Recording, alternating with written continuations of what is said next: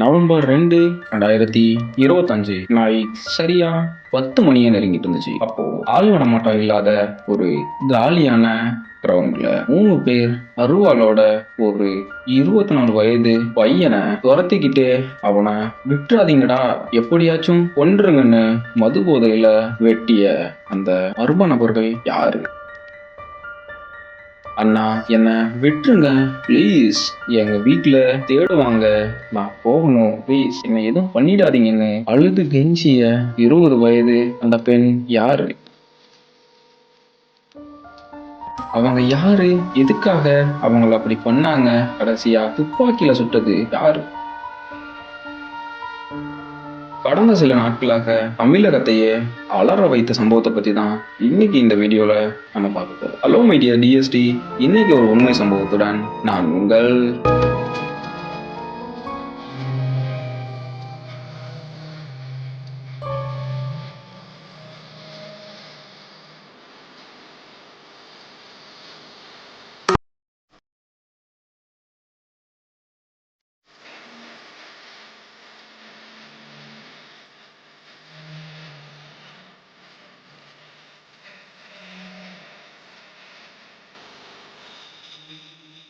அது Coimbatore Sunday night சரியா 11 மணிய நெருங்கிட்டு இருந்துச்சு. அப்போ ஒரு காலியான கிரவுண்ட்ல ஒரு பொண்ணும் பையனும் கார்ல பேசிட்டு இருக்காங்க. அப்படி பேசிட்டு இருக்கும்போது அந்த பொண்ணு சரி நேரமாச்சு கிளம்பலான்னு சொல்றாங்க. அப்படி கிளம்பலான்னு நினைச்ச அவங்களுக்கு கார் முன்னாடி வந்த அந்த உருவங்களை பார்த்ததும் பதறி போயிருக்காங்க. கண்ணெல்லாம் பயத்துல பிதுங்கி போன நிலைமையில இருந்திருக்காங்க. அப்போ மெதுவாக கார் கிட்ட வந்து கார் டோரை ஓபன் பண்ண சொன்ன அவங்கள பார்த்து பயத்துல இருந்த அவங்க டோரை ஓபன் பண்ணாம பயத்துல நடுங்கி போயிருந்திருக்காங்க. அப்படி இருக்கும்போது சடனா மறைச்சு வச்சிருந்த அருவாளை எடுத்து கார் கண்ணாடிய உடைக்க ஆரம்பிக்கிறாங்க அந்த மர்ம நபர்கள். அப்படி அவங்க கார் கண்ணாடிய உடைச்சிக்கிட்டு இருக்கும்போது அந்த காதலியோட பையன் அந்த பொண்ணுக்கு எதுவுமே ஆகிடக்கூடாது அப்படின்னு அவனோட ஃப்ரெண்டுக்கு கால் பண்ணலான்னு சொல்லிட்டு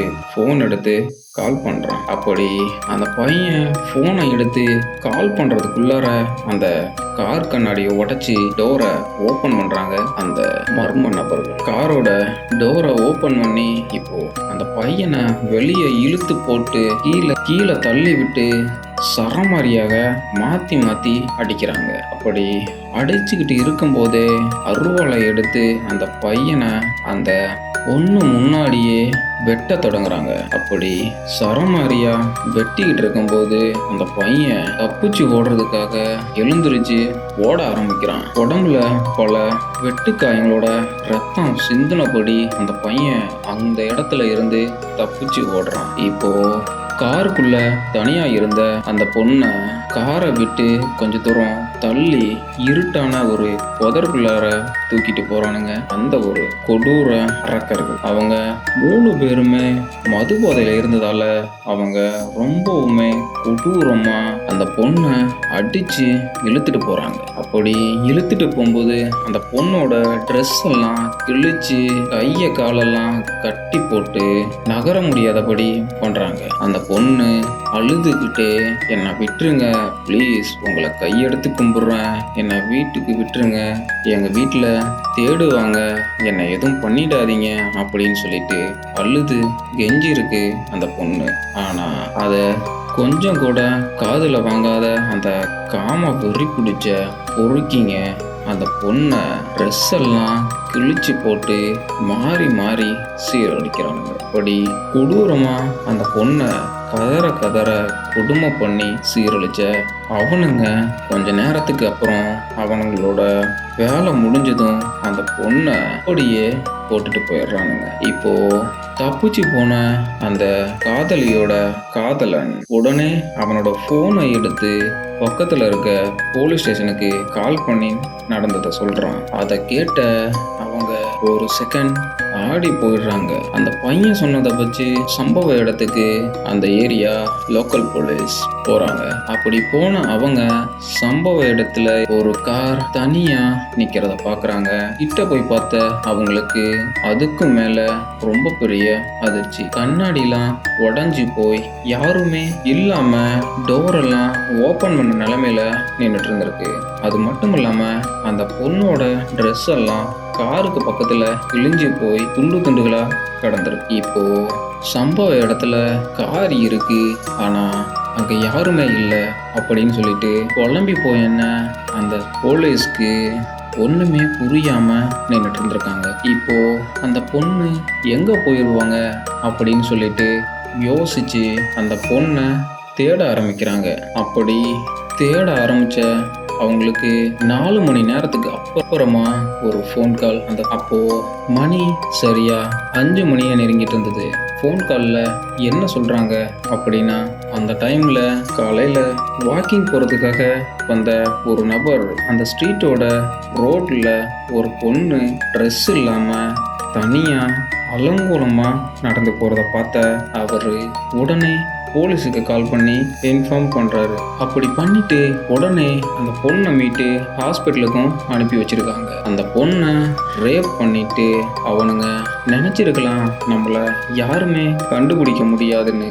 ஆனா அதுதான் இல்லை, அது சில மணி நேரத்துக்கு தான் தெரியாம போயிருக்கு அந்த பொறுக்கிங்களுக்கு. உடனே Coimbatore commissioner mister A Saravanan Sundar என்ன பண்றாரு அப்படின்னா, அந்த காம கொடூரன்களை எப்படியாச்சும் பிடிச்சே ஆகணும்னு ஒரு வெறியில கிட்டத்தட்ட 7 தனிப்படைகள் அமைச்சு அந்த பொறுக்கிங்களை தேடுறாங்க. அப்படி தேடுதல் வேட்டையில இறங்கின அவங்களுக்கு ஜாக்பாட் அடிச்சிருக்குன்னு சொல்லலாம். ஆமா, நீங்க நினைச்சது சரிதான். கிட்டத்தட்ட 300 சிசிடிவி கேமரா ஃபுட்டேஜ், பல மணி நேரம் தேடுதல் வேட்டைக்கு அப்புறமா அந்த காம கொடூரன்களை எங்க தலைமறைவா இருக்காங்கன்னு கண்டுபிடிக்கிறாங்க.